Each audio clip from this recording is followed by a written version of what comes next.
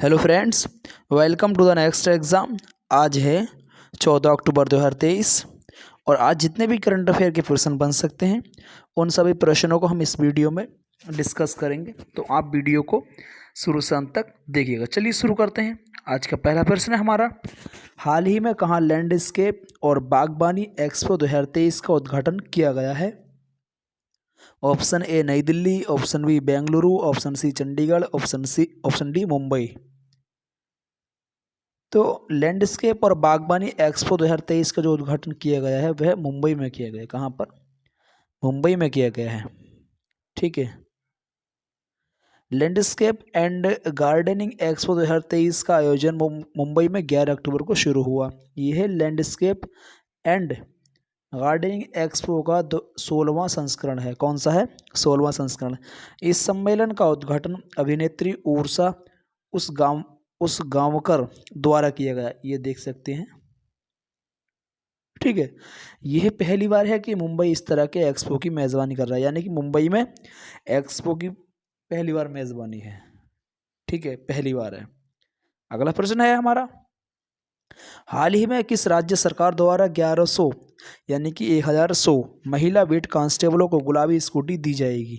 Option A Rajasthan, option B Uttar Pradesh, option C Chhattisgarh, option D Punjab.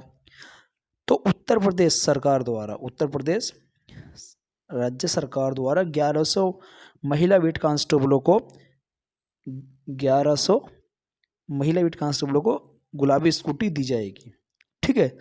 महिलाओं को बड़ा तोहफा, 1100 महिला बीट कांस्टेबलों को देगी गुलाबी स्कूटर, यानी कि उत्तर प्रदेश सरकार। ठीक है। अगला प्रश्न है, हाल ही में किस राज्य सरकार द्वारा ए हेल्प कार्यक्रम शुरू किया गया है? Option A Paschim Bengal, option B Madhya Pradesh, option C Jharkhand, option D Bihar. तो झारखंड राज्य सरकार द्वारा, किसके द्वारा? झारखंड। ठीक है, यानी कि ऑप्शन सी झारखंड राज्य सरकार द्वारा ए हेल्प कार्यक्रम शुरू किया गया है। ठीक है। पशुपालन और डेयरी विभाग ने झारखंड में ए हेल्प कार्यक्रम का अनावरण किया। ठीक है। कार्यक्रम के मुख्य अतिथि श्री बादल पत्रलेख ने झारखंड के पशुधन क्षेत्र के समग्र विकास में महिलाओं की महत्वपूर्ण भूमिका पर जोर दिया। ठीक है, यानी कि जो कार्यक्रम के मुख्य अतिथि थे वो कौन थे? श्री बादल पत्रलेख। इस लॉन्च कार्यक्रम में राज्य के पशुधन क्षेत्र में महिलाओं की महत्वपूर्ण भूमिका और पशुपालन के परिदृश्यों को बदलने के लिए इस नई पहल की क्षमता पर प्रकाश डाला गया। ठीक है। अगला प्रश्न है, हाल ही में भारत और किस देश ने कोर कमांडर स्तर की 20वीं दौरे की बैठक की है? Option A Sri Lanka, option B Nepal, option C Cheen, option D Afghanistan. तो भारत और चीन देश ने, किसने? भारत और चीन देश ने, ठीक है, कोर कमांडर स्तर की 20वीं दौरे की बैठक की है। ठीक है। भारत ने चीन की सौर ऊर्जा आयात में 76% तक की कटौती की है। चीन ने बच्चों द्वारा स्मार्टफोन के उपयोग को 2 घंटे तक सीमित करने की योजना बनाई है, यानी कि ये योजना चीन में है। और चीन ने 16 मेगावाट क्षमता वाली दुनिया की सबसे बड़ी पवन टरबाइन को सक्रिय किया। ये चीन के बारे में कुछ महत्वपूर्ण पॉइंट हैं, ये ध्यान रखनी है आपको। ठीक है। अगला प्रश्न है, हाल ही में प्रधानमंत्री नरेंद्र मोदी ने कहा 4200 करोड़ यानी कि 4200 करोड़ रुपये की विकास परियोजनाओं की आधारशिला रखी है? Option A Uttarakhand, option B Madhya Pradesh, option C Gujarat, option D Telangana. तो प्रधानमंत्री नरेंद्र मोदी ने 4200 करोड़ रुपये की विकास परियोजनाओं का आधारशिला रखा है, उत्तराखंड में रखी। कहाँ पर? उत्तराखंड में। ठीक है। अब उत्तराखंड के बारे में कुछ महत्वपूर्ण पॉइंट हैं। उत्तराखंड में हरेला पर्व 2023 शुरू हुआ है। उत्तराखंड के मुख्यमंत्री ने गड्ढों की रिपेयरिंग के लिए पेज रिपोर्टिंग ऐप लॉन्च किया है। उत्तराखंड में होने वाले 6ठे विश्व आपदा प्रबंधन सम्मेलन के ब्रांड एम्बेसडर अमिताभ बच्चन बने हैं। उत्तराखंड सरकार ने लोकतंत्र सेनानी मानदेय 16,000 से बढ़ाकर 20,000 रुपये कर दिया है। ठीक है। अगला प्रश्न है, हाल ही में हिंद महासागर रिम एसोसिएशन का अध्यक्ष किसे नियुक्त किया गया है? Option A Sri Lanka, option B Bharat, option C Brazil, option D Roos. तो हिंद महासागर रिम एसोसिएशन, ठीक है, इंडियन ओशियन रिम एसोसिएशन का जो अध्यक्ष नियुक्त किया गया है वह श्रीलंका को किया गया। किसको? श्रीलंका को किया गया है। ठीक है, तो बात करते हैं श्रीलंका के बारे में। श्रीलंका को अगले 2 वर्षों के लिए IORA यानी कि इंडियन ओशियन रिम एसोसिएशन के अध्यक्ष पद पर नियुक्त किया गया है, यानी कि अगले 2 वर्षों के लिए। और इसका उपाध्यक्ष कौन है? उपाध्यक्ष हमारा इंडिया, भारत है। ठीक है, इसकी स्थापना कब हुई थी IORA की? इसकी स्थापना 1997 में हुई थी। इसमें जो सदस्य देश हैं वो हैं 23। इसका सचिवालय मॉरिशस। इसका जो सम्मेलन हुआ था अभी 2023 का सम्मेलन, वह कोलंबो में यानी कि श्रीलंका में हुआ था। कहाँ पर? श्रीलंका में हुआ था। ठीक है, अगला प्रश्न है 19वें एशियाई खेलों के समापन समारोह के दौरान भारतीय ध्वजवाहक का नाम बताएं। यानी कि जो 19वें एशियाई खेल हुए थे तो समापन के दौरान जो भारतीय ध्वजवाहक थे वह कौन थे, उनका नाम बताएं।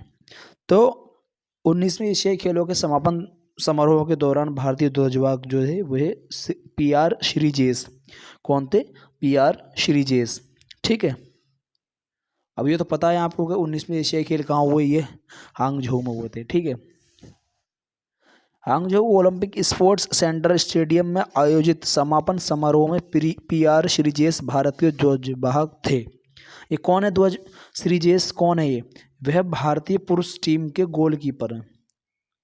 ठीक है, गोलकीपर है। इस टीम ने गोल्ड मेडल जीता है। एशियाई खेलों का अगला संस्करण जापान में साल 2026 में आयोजित किया जाएगा। ठीक, अगला प्रश्न है हमारा, हाल ही में किस राज्य सरकार ने स्वतंत्र अनुसूचित जाति आयोग की स्थापना को मंजूरी दी? Option A Gujarat, option B Maharashtra, option C Kerala. तो महाराष्ट्र राज्य सरकार ने, किसने? महाराष्ट्र राज्य सरकार ने अनुसूचित जाति आयोग की स्थापना को मंजूरी दी है। ठीक है, महाराष्ट्र के कुछ 5 राष्ट्रीय उद्यान हैं जो हर परीक्षा में पूछा जाते, बहुत ही महत्वपूर्ण हैं।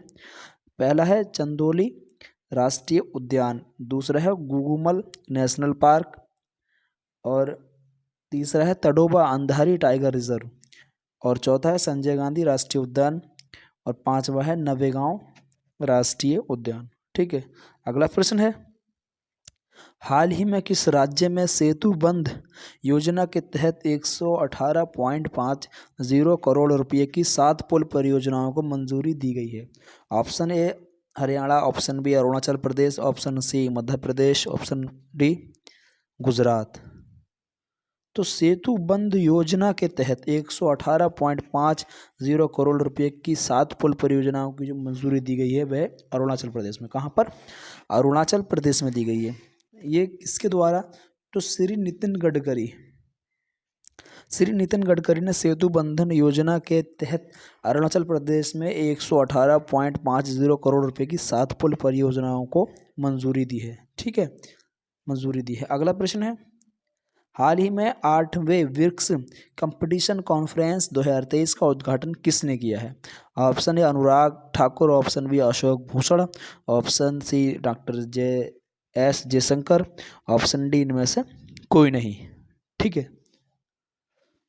तो 8वें ब्रिक्स कंपटीशन कॉन्फ्रेंस 2023 का उद्घाटन किया है अशोक भूषण ने।